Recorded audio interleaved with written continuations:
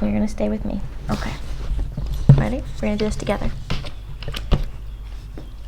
Hi everybody. So today we have a slightly different conversation. It's not an interview, and I am going to be joined by my charming co-host who hasn't had a chance to really be on this channel yet. This is Yvonne. But the topic that we're going to discuss is more of a thought exchange. I recently saw a post on Twitter and it reads, "If so few authors are making a living writing, then why the F are there all these $150 writing workshops? What are we even workshopping for?" And it's a really good question. It's a really good thing to consider because there's a lot to unpack there. So first off, I think that there is an implication that, at least in this tweet, that if you're not going to be making a full-time salary or full-time life out of being an author, that writing or workshopping your work isn't worth it.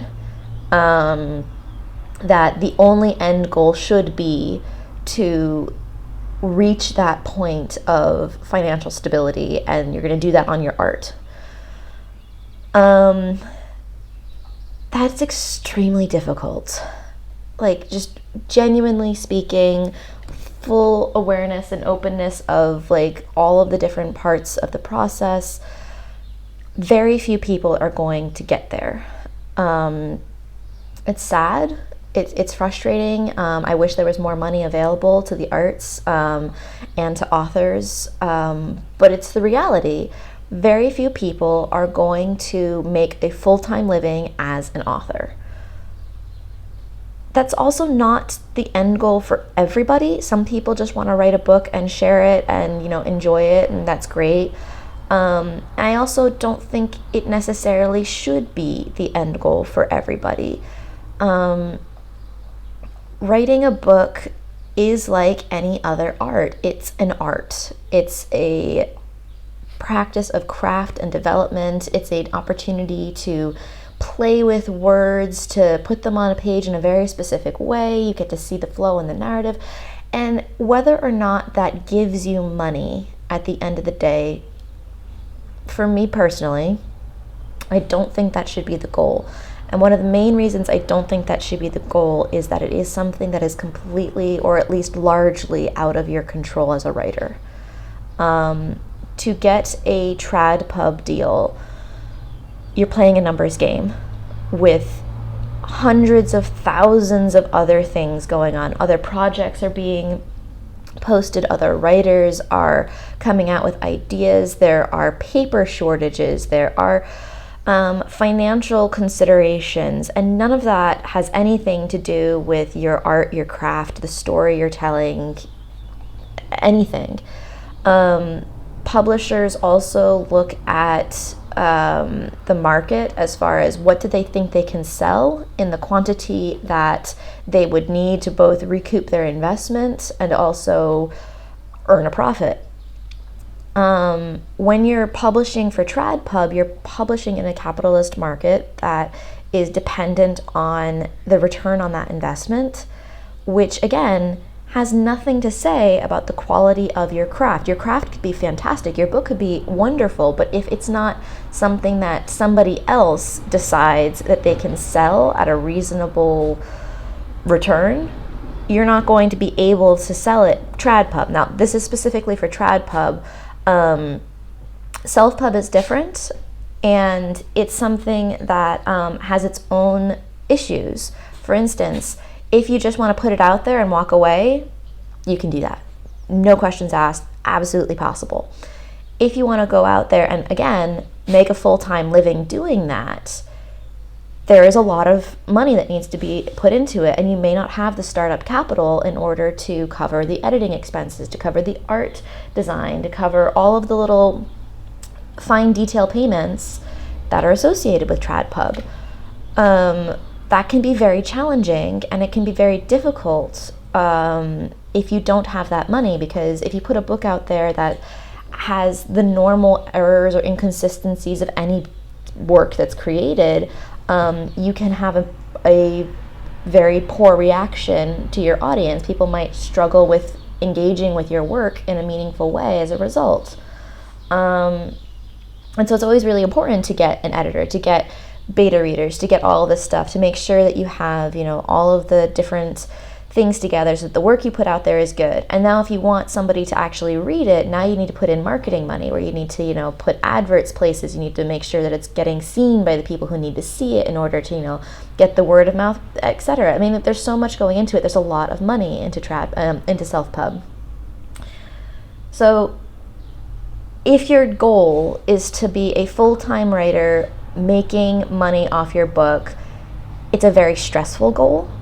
And I can understand the frustration of this tweet, because it's like, why are we all doing this if only a few people are going to be able to get there?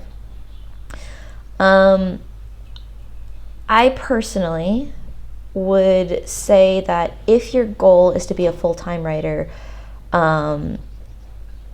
be aware it's going to take a while.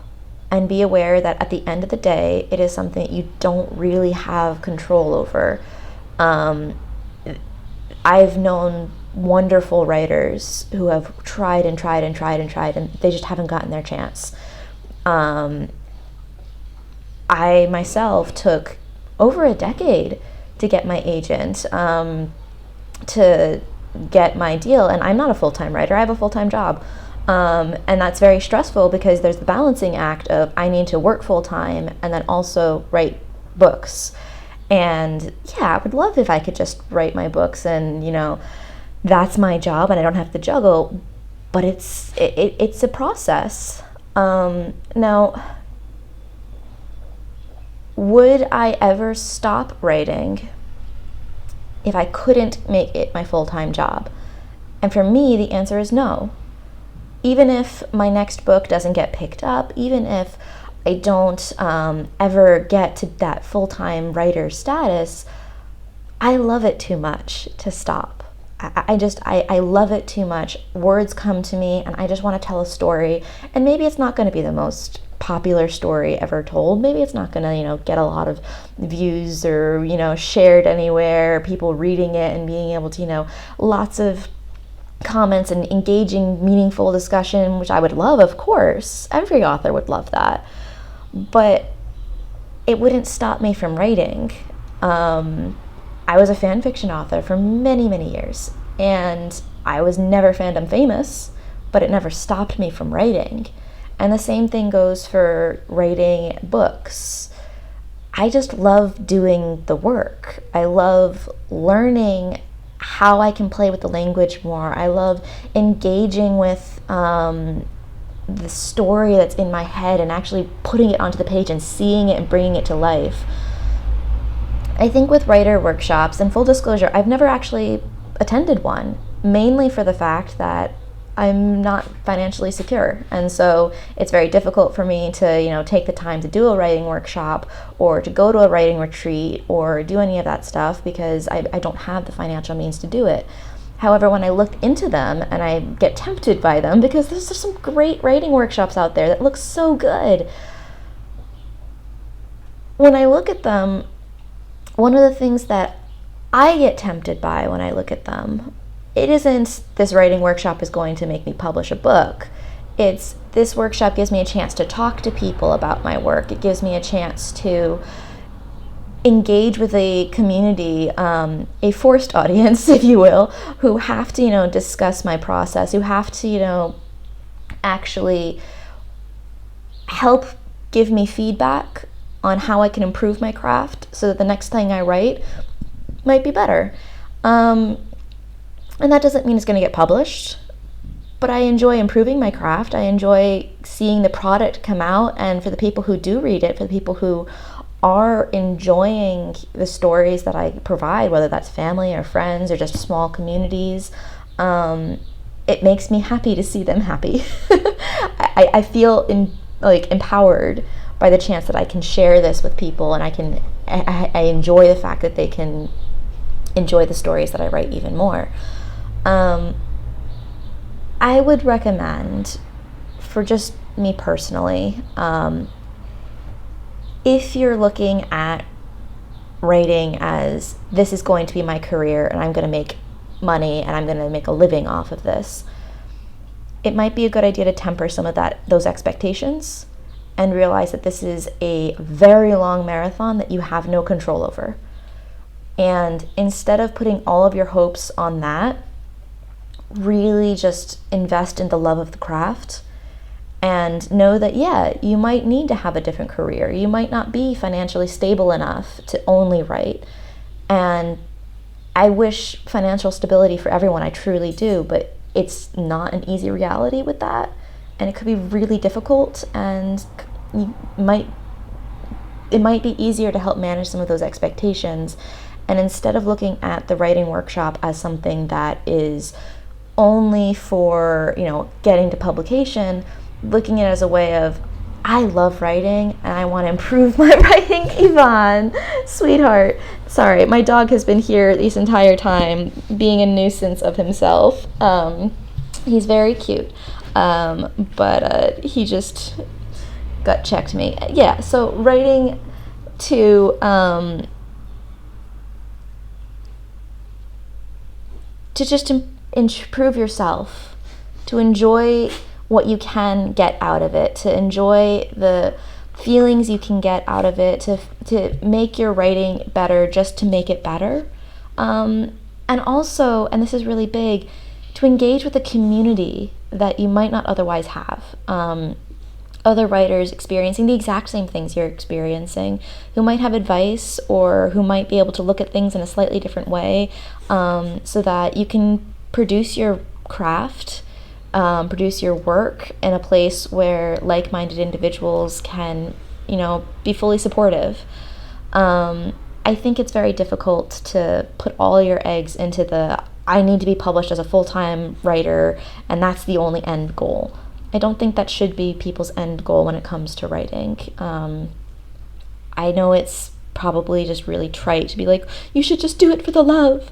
But at the end of the day, it's an art, and sometimes capitalism doesn't mesh with the art very well, and it's very difficult to get the financial return for the art's value that you perceive it deserves. So that's a very long-winded answer to this particular tweet. Please feel free to add in the comments if you have any thoughts about it. I'd be happy to hear your thoughts and your engagement, and I hope you all are doing very well.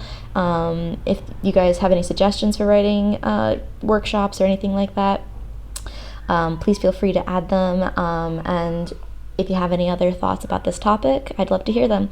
Thanks very much. See you guys later. Bye-bye.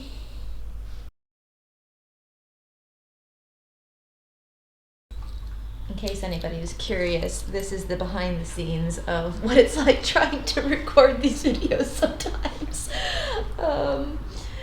Yeah, so that's where all the wiggling was from when you are watching these videos. He says hi.